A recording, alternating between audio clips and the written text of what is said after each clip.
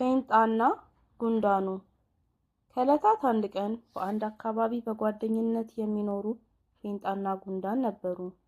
ፌንጣው እጅግ ሰነፍ ነበር። በበጋ ወቅት ለክረምት የሚሆነውን ምግብ ከማጠራቀም ይልቅ ሲዘፍን እና ሲጫወት ይውል ነበር።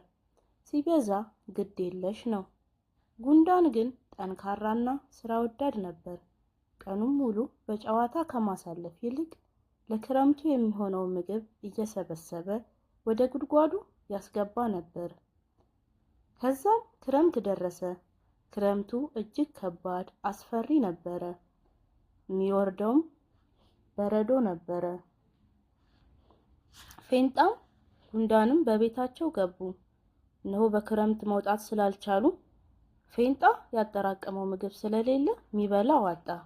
ጉንዳን ግን ያጠራቀመውን ምግብ መብላት ጀመረ። ፌንጣ እጅግ ተራበ።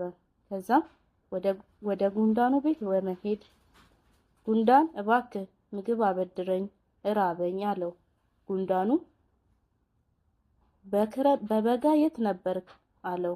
በጋማ እየዘፈንኩ እየተጫወትኩ ነበረ አለው።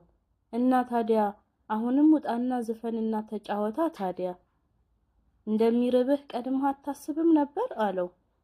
እኔ በበጋ መዝፈንና መጫወቱን ትቼ በብዙ ድካምና መከራ ነው እህሎችን ሰብስቤ ያመጣሁት። ስለዚህ አንተም በወቅቱ ይሄን ማድረግ ነበረብህ አለውና ፌንጣን አባረረው። ፌንጣ እጅግ ተከፋ። ወቅቱን ግዴለሽ ሆኖ ሲጫወት በማባከኑ ጊዜውን እጅግ ተጸጸተ። እጅግም ረሃብ ጎዳው። ጉንዳንም መጨከን አልቻለምና ከሰበሰበው እህል አካፈለው። እነሆ በቀጣይ በጋ ግን እህል ሰብስበህ እንድታስገባ፣ ከዚህ በኋላ እኔ አልሰጥህም አለው። ፌንጣም ከሰራው ስህተት ተምሮ በቀጣይ ክረምት ከወጣ በኋላ ምግቡን በጊዜ መሰብሰብ ጀመረ።